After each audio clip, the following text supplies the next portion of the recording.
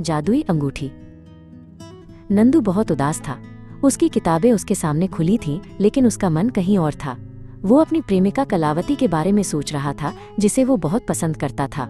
उसे अपनी पढ़ाई और अपने दिल की बात दोनों में ही हार का डर लग रहा था। तभी जीतलाल, जो उसका एक पुराना दोस्त था, उसके पास आया। उसने नंदू के कंधे पर हाथ रखा और पूछा, क्या हुआ मेरे दोस्त, तुम इतने परेशान क्यों हो? नंदू ने अपनी दोनों परेशानियां बताई, माइनस उसकी पढ़ाई और कलावती के लिए उसका प्यार। जीतलाल ने एक रहस्यमयी मुस्कान के साथ नंदू की बात सुनी। उसने नंदू को बताया कि उसके पास कुछ ऐसा है जो उसकी मदद कर सकता है। उसने अपनी जेब से एक छोटी नक्काशीदार लकड़ी की पेटी निकाली। जीतलाल ने पेटी खोली और उसमें से एक सुंदर चमकती हुई अंगूठी निकाली। उसने समझाया कि ये एक जादुई अंगूठी है जो उसे अपनी पढ़ाई में ध्यान केंद्रित करने में मदद करेगी।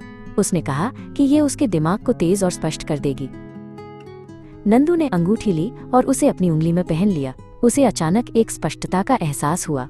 उसने जीतलाल को धन्यवाद दिया और तुरंत सोचा कि अगर ये अंगूठी पढ़ाई में मदद कर सकती है तो ये उसे कलावती का दिल जीतने में भी मदद कर सकती है। नंदू पढ़ाई करने के लिए पुस्तकालय गया, लेकिन अपनी किताबों पर ध्यान केंद्रित करने के बजाय उसने कलावती के लिए एक कविता लिखना शुरू कर दिया। शब्द आसानी से बहने लगे और वो अपनी रचनात्मकता पर चकित था। अगले दिन नंदू ने कलावती को ढूंढा और उसे वो कविता दी। उसने उसे पढ़ा और प्रभावित हुई। वो मुस्कुराई और उसे धन्यवाद दिया, लेकिन वो थोड़ी विचलित लग रही थी। नंदू बहुत उत्साहित था, ये मानते हुए कि अंगूठी अपना जादू कर रही है। नंदू जीतलाल के पास वापस गया, कलावती के साथ अपनी सफलता के बारे में उत्साहित होकर। उसने जीतलाल को बताया कि अंगूठी उसे हर चीज में मदद कर रही है, न केवल उसकी पढ़ाई में। जीतलाल धीरे से हंसा। उसने समझाया कि प्यार के लिए अंगूठी में कोई जादू नहीं है। पढ़ाई के लिए जो स्पष्टता और आत्मविश्वास उसे मिला, उसी ने उसे कविता लिखने में मदद की। असली जादू तो हमेशा से नंदू के अंदर ही था। नंदू समझ गया।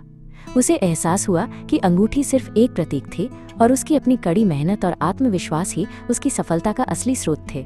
उसने नई दृढ़ता के साथ अपनी पढ़ाई पर ध्यान केंद्रित करने का फैसला किया, ये जानते हुए कि उसकी अपनी क्षमताएं ही उसकी सबसे बड़ी संपत्ति हैं। उसे ये भी एहसास हुआ कि सच्चे प्यार को जादू की जरूरत नहीं होती,